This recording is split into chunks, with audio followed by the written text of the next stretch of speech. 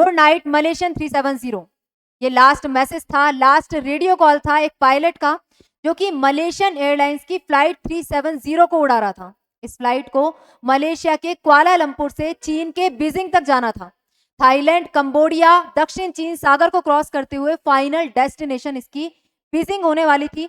लेकिन रास्ते में ये प्लेन अपनी लोकेशन को चेंज करता है, अपने रूट को चेंज करता है, और उसके बाद इस प्लेन में सवार 239 यात्रियों का किसी भी प्रकार का कोई सुराग नहीं मिलता है।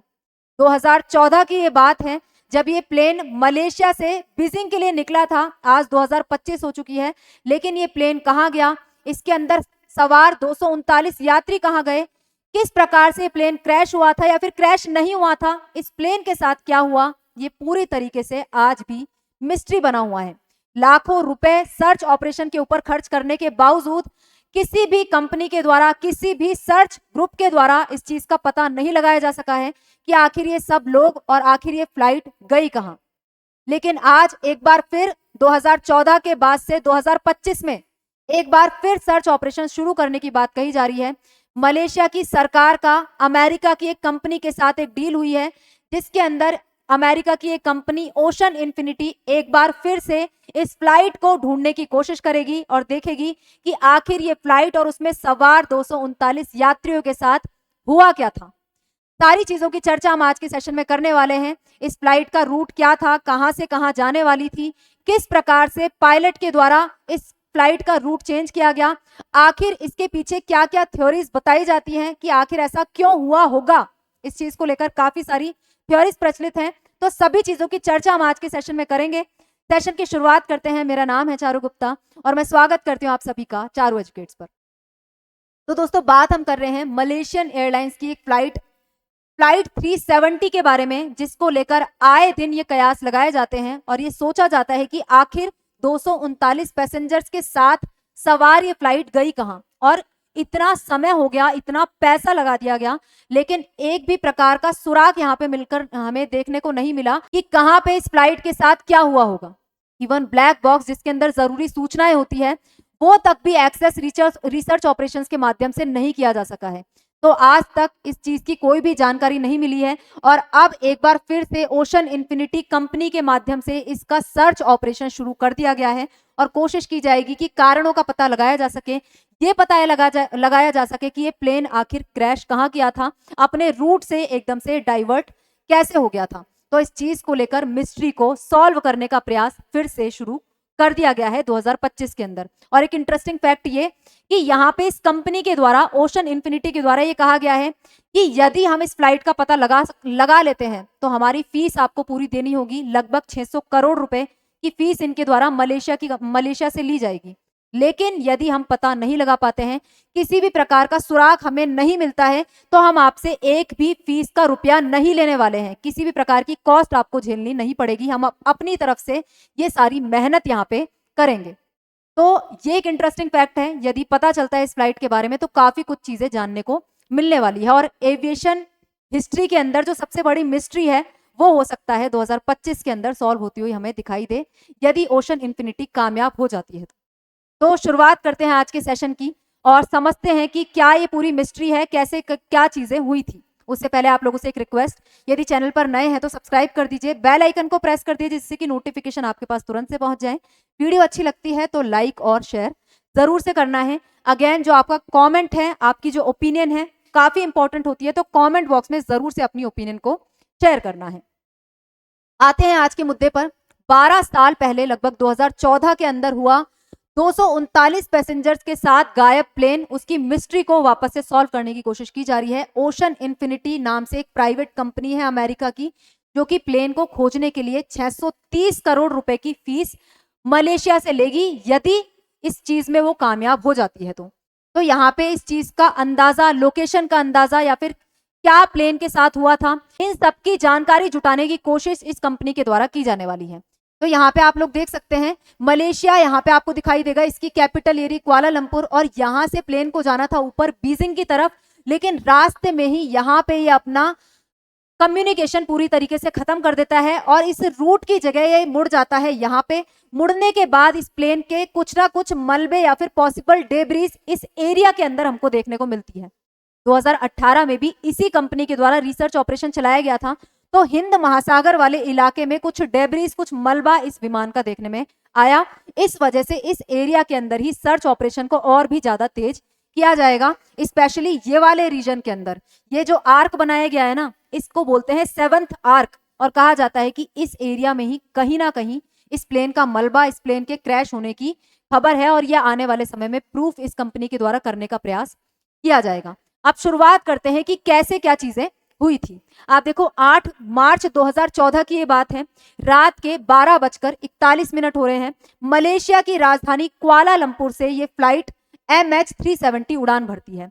उसके बाद इसको यहां से उड़ान, इसकी लोकेशन आप एग्जैक्टली देख सकते हैं, कुआलालंपुर से ऊपर की तरफ उड़ान भरती हुई जाती है, और यहां से ये यहाँ पे जो आपको येलो वाला एरिया दिखाई दे रहा है, ये वियतनाम का एयर स्पेस है।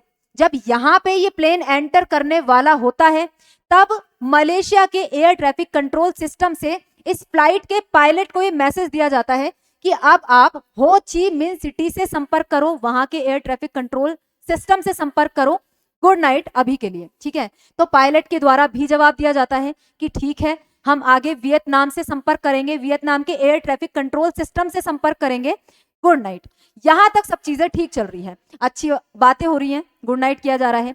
लेकिन यहां से ही चीजें खराब होनी शुरू होती हैं, क्योंकि इस पायलट के द्वारा वियतनाम के एयर ट्रैफिक कंट्रोल सिस्टम से संपर्क ही नहीं किया जाता। वियतनाम के द्वारा बार बार कोशिश की जाती है कि M370 से संपर्क किया जाए, इवन दूसरे प्लेन्स के माध्यम से भी इस प्लेन से संपर्क बिठाने की कोशिश की जाती है, लेकिन नाकामयाब रहते हैं। इस प्लेन के साथ किसी भी प्रकार का संपर्क नहीं बिठा जा पाता। और रात 1:19 की बात है, जब इसको वियतनाम के एयर स्पेस में एंटर करना था, लेकिन वियतनाम किसी भी प्रकार का संपर्क इस प्लेन के साथ साध नहीं पाता है। रात को 1:30 बजे के बाद ये प्लेन किसी दूसरे प्लेन के रडार पर दिखना भी बंद हो जाता है, मतलब इस प्लेन के साथ किसी भी प्रकार का कनेक्शन अब नहीं बिठा पा रहे हैं, और यहाँ पे किसी को भी समझ में नहीं आता कि आखिर ये प्लेन चला कहाँ गया। अब इसके बाद मलेशिया की जो एयरलाइंस है, वो लगभग 5 घंटे बाद, जब इस फ्लाइट का कुछ पता ही नहीं चल रहा, तब इनके द्वारा बोला जाता है कि MH370 इज मिसिंग, मतलब MH370 गायब है, इसका पता नहीं चल पा रहा है। अब आप यहाँ पे देखोगे, ये जो प्लेन गायब हुआ है वो बोइंग 77 नाम का प्लेन है। इसमें एक और ऑटोमेटिक कम्युनिकेशन सिस्टम लगा हुआ था, जिसके जरिए सैटेलाइट की निगरानी में रहता। तो यहाँ पे मतलब एक और पॉइंट है जिसको देखकर हम ये प्लेन की लोकेशन का अंदाजा लगा सकते हैं। खोजबीन जैसे जैसे शुरू होती है, वहां पे 1:21 बजे फ्लाइट का पता चलता है कि ये 1:21 बजे फ्लाइट यहाँ पे एक बार राइट टर्न लेती है, उसके बाद वापस से लेफ्ट टर्न लेकर यहाँ की तरफ आती है, हिंद महासागर की तरफ, जो कि हम पहले भी डिस्कस कर चुके हैं। इस फ्लाइट ने अपना रूट पूरी तरीके से बदल दिया। यहाँ पे जाने कहाँ वाली थी, यहाँ से निकलकर इसको जाना था ऊपर बीजिंग की तरफ, और यहाँ इसने रास्ते में ही अपना रूट क्या कर लिया, चेंज करके हिंद महासागर की तरफ मोड़ लिया। अब यहाँ पे हमारे पास ऑप्शंस क्या क्या बचते हैं।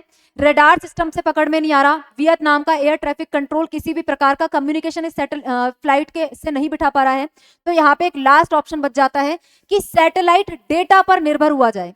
सैटेलाइट की निगरानी में प्लेन था, क्योंकि इसके अंदर हमने डिस्कस किया ऑटोमेटिक कम्युनिकेशन सिस्टम लगा हुआ था। तो अब यहाँ पे यदि 1 घंटे तक ऐसी कोई भी फ्लाइट जिसके अंदर ऑटोमेटिक कम्युनिकेशन सिस्टम लगा हुआ है, वो ग्राउंड स्टेशन से संपर्क नहीं करता है, किसी भी प्रकार से ग्राउंड स्टेशन से उनका संपर्क नहीं हो पाता है, तो वो सैटेलाइट के माध्यम से कनेक्ट होता है।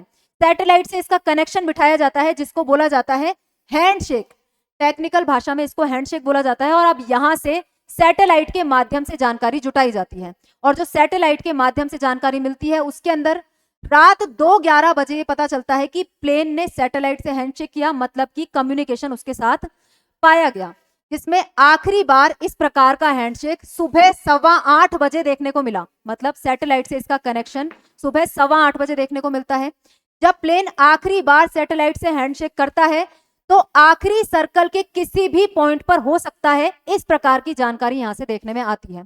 आखिरी सर्कल क्या है? आखिरी सर्कल आपको ये जो चीजें दिखाई दे रही है ना, वैज्ञानिकों के द्वारा लोकेट किया गया है। रडार पोजीशंस और प्लेन में उपलब्ध फ्यूल के आधार पर वैज्ञानिकों ने इस सर्कल पर एक आर्क बनाया, और जहां प्लेन के सबसे ज्यादा होने की संभावना थी, यहाँ पे इस आर्क को 7th आर्क कहा जाता है, जो कि हम स्टार्टिंग में भी देख चुके हैं।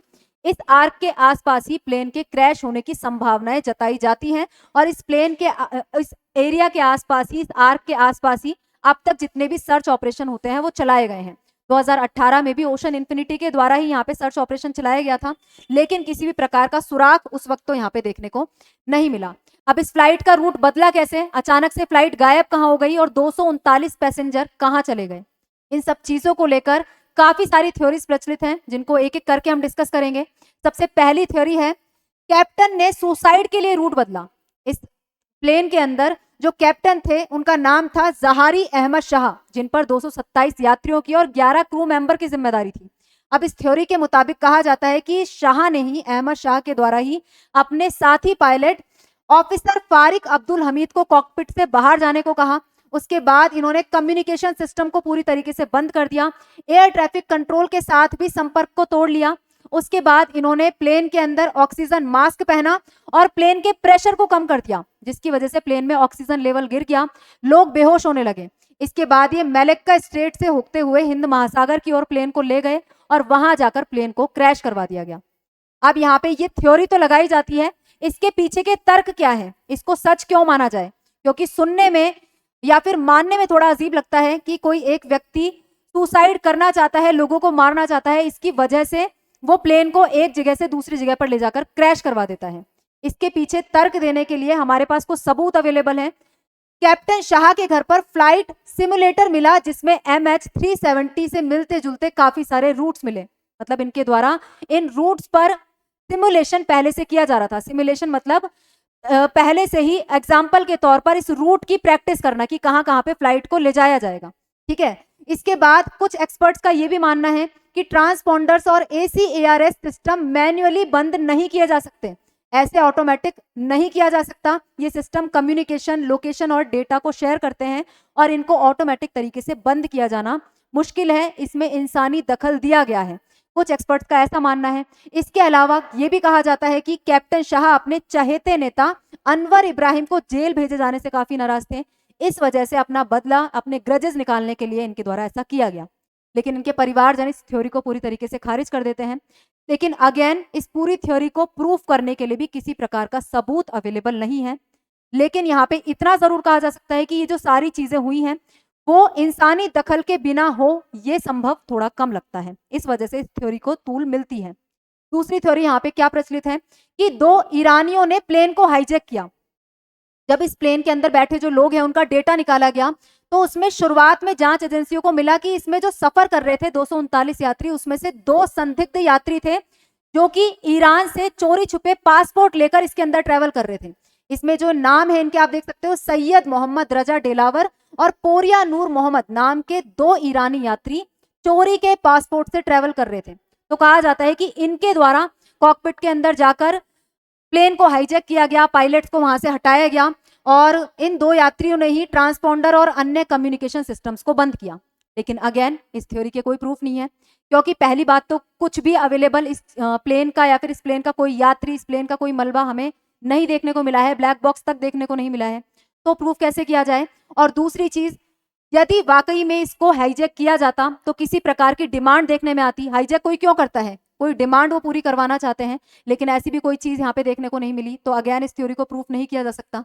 तीसरी चीज, टेक्निकल फेलियर्स की वजह से आग लगी, ये यहाँ पे थ्योरी लगाई जाती है, उसकी वजह से प्लेन क्रैश किया है।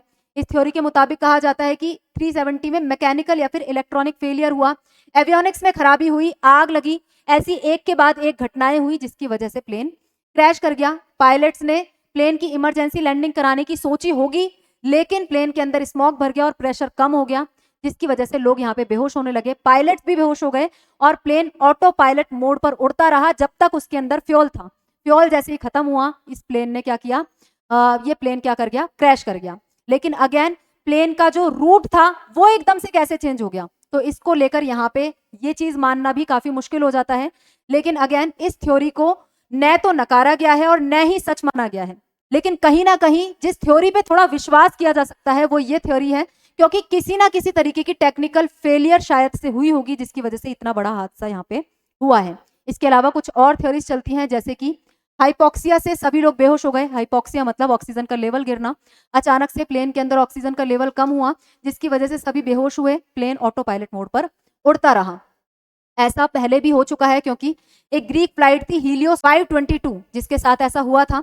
हालांकि इस फ्लाइट का रूट बदलता है, तो उसकी वजह से ये थ्योरी लगाना इसमें मुश्किल पड़ जाता है, क्योंकि यदि हाइपोक्सिया की वजह से ऐसा कुछ हुआ होता तो उस आसपास के इलाके में होता, इतनी दूर हिंद महासागर में जाके ऐसा क्यों हुआ है।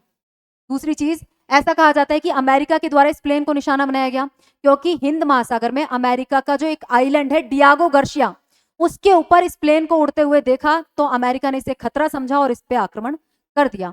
लेकिन अमेरिका के द्वारा इस तरीके की कोई बात नहीं कबूली गई, और ऐसा होता तो पता जरूर से चल जाता, इसलिए इस थ्योरी को भी माना नहीं जा सकता। इसके अलावा एलियंस ने इसको हाईजैक कर लिया। कुछ सोशल मीडिया पे वीडियोस वायरल हुए जिसमें प्लेन का एक धुंधला वीडियो दिखाई दे रहा है, जिसके अंदर दावा किया जा रहा है कि इस प्लेन को एलियंस के द्वारा किडनैप कर लिया गया, फिर इसे अंतरिक्ष में ले जाकर, वर्म हॉल में ले जाकर इसको कहीं ना कहीं गायब कर दिया गया। अब ऐसी काफी सारी थ्योरीज प्रचलित हैं, लेकिन अगेन इसको सही मानने के लिए हमें कुछ ना कुछ सबूत चाहिए होंगे, और उसके लिए हमें चाहिए होगा सर्च ऑपरेशन चलाना। इसलिए सर्च ऑपरेशन काफी सारे चलाए गए। जैसे ही फ्लाइट गायब होती है, तुरंत सर्च ऑपरेशन शुरू हो जाता है। सबसे पहले मलेशिया का प्लेन था, तो उसके द्वारा 15 प्लेन्स और 9 फ्लाइट के माध्यम से खोज शुरू की जाती है। काफी सारे और देश, चीन है, सिंगापुर है, वियतनाम है, फिलीपींस है, अमेरिका, सब इस प्लेन को खोजने में जुट जाते हैं। तो शुरुआती खोज समुद्र की सतह पर की जाती है, क्योंकि यदि डूबेगा, समुद्र के अंदर क्रैश किया होगा, तो मलबा थोड़े टाइम तक सतह के ऊपर रहेगा। लेकिन कुछ मिलता नहीं है, मलबा नहीं मिलता, ना ही ब्लैक बॉक्स मिलता है जिसमें जरूरी सूचनाएं होती है। क्रैश के बाद 50 दिनों तक 40 शिप्स के माध्यम से, कई सारे एयरक्राफ्ट के माध्यम से 46 लाख वर्ग किलोमीटर के एरिया में खोजबीन की जाती है, लेकिन कुछ भी प्राप्त करने में नाकामयाब रहता है। पूरा ऑपरेशन 1,20,000 वर्ग किलोमीटर के एरिया में सर्च ऑपरेशन चला। 3 साल तक लगभग $200 मिलियन यहाँ पे खर्च कर दिए गए, लेकिन कोई जानकारी यहाँ पे प्लेन की जुटाई नहीं जा सकी। किसी भी प्रकार का सुराग प्लेन के बारे में नहीं जुटाया जा सका। और इसके बाद आप देखोगे कि जैसे ही सब लोगों ने हाथ उठा दिए कि चलो यहाँ पे कुछ भी नहीं मिल रहा है, 2015, 16, 17 तक जैसे ही यहाँ पे लोगों ने बोला कि कुछ भी हमें जानकारी नहीं मिल रही है, वैसे ही यहाँ पे ऑस्ट्रेलियन साइंटिस्ट डेविड ग्रिफिन के द्वारा प्लेन के क्रैश की सटीक जानकारी दी गई कि प्लेन किस जगह पर क्रैश हुआ था। ये इन्होंने अपनी सर्च के माध्यम से बताया। अब कैसे बताया? 2015 के अंदर जब सर्च ऑपरेशन चल रहे थे 3 साल तक, तो उसमें प्लेन का एक टुकड़ा पश्चिमी हिंद महासागर के रीयूनियन आइलैंड के ऊपर मिला था। तो इन्होंने पता लगाने की कोशिश की कि ये जो टुकड़ा है यहां तक कैसे पहुंचा प्लेन का। तो रिवर्स जर्नी के माध्यम से क्रैश वाले दिन हिंद महासागर में चल रही हवाओं के आधार पर यह ट्रैक किया गया कि ये हिस्सा इस रीयूनियन आइलैंड पर आया कैसे होगा। साउथ 35 नाम से एक पॉइंट इनके द्वारा बताया गया जहां पे प्लेन क्रैश किया होगा। रिवर्स जर्नी के माध्यम से ये इस फाइनल निष्कर्ष पर पहुंचते हैं। तो अगेन एक बार वापस से रिसर्च शुरू की जाती है कि अब एक बार इस एरिया को जहां पे साउथ 35 पॉइंट इनके द्वारा बताया गया है, इसको सर्च करना जरूरी है, क्योंकि अब तक जितना भी ऑपरेशन चलाया गया था उसमें इस एरिया को छोड़ दिया गया था। साउथ 35 जो इनके द्वारा बताया गया, इस पर अब तक कोई रिसर्च नहीं की गई थी, तो इस पर वापस से एक बार रिसर्च शुरू होती है। अब यहाँ पे नाम आता है एक प्राइवेट कंपनी का, ओशन इन्फिनिटी का। 2018 के अंदर ये सर्च करना शुरू करती है। अपने अंडर वाटर व्हीकल्स के जरिए सर्च शुरू की जाती है, लेकिन अगेन काफी टाइम तक सर्च इनके द्वारा की जाती है। 3 महीने तक 1,12,000 वर्ग किलोमीटर के एरिया में अगेन सर्च हुई, लेकिन फिर से इनको कुछ नहीं मिलता है, नाकामयाब रहते हैं। धीरे धीरे कुछ कुछ चीजें मिलती हैं, लेकिन गुत्थी फिर भी सुलझ नहीं पाती। यहाँ पे आप देखोगे कि जुलाई 2015 में सबसे पहले हिंद महासागर के रीयूनियन आइलैंड पर एक इसका प्लेन का राइट विंग का पार्ट मिला। उसके बाद 2016 में मॉरिशस पे बर्नाश आइलैंड है एक, उस पर बाय विंग का एक पार्ट मिला। उसके बाद इसी साल तंजानिया के पेम्बा आइलैंड से दाएं विंग का एक फ्लैप मिला। इसी साल मतलब 2024-25 के अंदर की घटना है कि धीरे धीरे करके पार्ट्स तो मिल रहे हैं, लेकिन पता नहीं लगाया जा सक रहा कि आखिर हुआ क्या था। अब इन टुकड़ों से लेकिन ये बात साफ हो जाती है कि प्लेन कहीं गायब नहीं हुआ है, एलियन वेलियन नहीं ले गए उसको। ये प्लेन समुद्र के अंदर ही क्रैश किया है और जिसको ढूंढा जा सकता है यदि सर्च ऑपरेशन एक बार और फिर से चलाया जाता है। तो अब अगेन ओशन इन्फिनिटी के द्वारा मलेशिया की सरकार से डील की गई है कि हम आपसे 630 करोड़ रुपए की फीस लेंगे, लगभग $70 मिलियन, यदि हम प्लेन को खोज लेते हैं। नहीं खोजते तो हम आपसे 1 भी रुपए की फीस नहीं लेने वाले हैं। अब ये कंपनी 55 दिनों तक यहाँ पे सर्च ऑपरेशन चलाने वाली है। कंपनी के द्वारा अंडर वाटर व्हीकल्स यूज किए जाएंगे, समुद्र के अंदर का 3D मैप बनाया जाएगा और ये 3D मैप बनाने के लिए यहाँ पे मैन्युअली कोई जाने वाला नहीं है। इन्हें बस एरिया बताकर वहां का मैप बनाने का निर्देश दिया जाता है इन अंडर वाटर व्हीकल्स को, और वहां पे ये काम करने में कामयाब हो जाते हैं। यह एक बार में करीब 100 घंटे तक पानी के अंदर रह सकता है, जिस व्हीकल का इस्तेमाल इनके द्वारा किया जा रहा है। और इस व्हीकल के द्वारा लेजर और आवाज से दूरी का पता लगाया जा सकता है। ऐसे डिवाइस इसके अंदर लगे हुए हैं जिनके जरिए अंडर वाटर व्हीकल 6000 मीटर की गहराई तक का एरिया मैप कर सकता है। तो यहाँ पे कंपनी काफी श्योर है या फिर कोशिश कर रही है कि किसी प्रकार से इसका पता लगाया जा सके, जिससे एविएशन ये मिस्ट्री है जो इसको सुलझाया जा सके। अब 12 साल पहले गायब हुए प्लेन को आज खोजना इतना जरूरी क्यों है? आप सब लोग भी ये सोच रहे होंगे, भाई चला गया, 12 साल बीत गए, तो क्या जरूरी है हमें इसे खोजना? छोड़ो भाई, गया तो उसको जाने दो। लेकिन आगे आने वाले भविष्य में इस प्रकार की जो घटनाएं हैं, दुर्घटनाएं हैं, उनसे बचा जा सके, एयर ट्रैफिक कंट्रोल सिस्टम में सुधार किया जा सके, कंट्रोल सिस्टम में, कम्युनिकेशन सिस्टम में सुधार किया जा सके, उसके लिए जरूरी हो जाता है कि इस फ्लाइट के साथ क्या हुआ था, उसकी टेक्निकल डिटेल्स हमें पता चले। इसके साथ जो 239 यात्री उसके अंदर सवार थे, उनके परिवारजन भी ये चाहते हैं कि हमारे लोग कहाँ गए, इसका डेटा आप हमें बताइए। एटलीस्ट आज वो हमारे बीच में नहीं है, लेकिन हमें पता होना चाहिए कि वो मरे कैसे, उनकी डेथ कैसे हुई, उनके साथ आखिर हुआ क्या। तो इस चीज को लेकर खोज यदि की जा रही है, तो वो यहाँ पे यदि कोई कंपनी इसमें कामयाब होती है तो वो एविएशन सेक्टर के लिए काफी बड़ी उपलब्धि एक तरीके से होने वाली है, और आगे जाकर इस एरिया में और सुरक्षित इस क्षेत्र को बनाने के लिए ये चीजें काफी इंपॉर्टेंट होती हैं। तो आज के सेशन में इतना ही। आई होप आपको ये मिस्ट्री के बारे में क्या कुछ चीजें कैसे हैं वो समझ में आया होगा। वीडियो अच्छी लगती है तो लाइक और शेयर जरूर से कर दीजिएगा। इसके साथ चैनल पर नए हैं तो सब्सक्राइब करना भी मत भूलना। आज के सेशन में इतना ही, मिलते हैं किसी और नए मुद्दे के साथ नई वीडियो में। जय हिंद, जय भारत।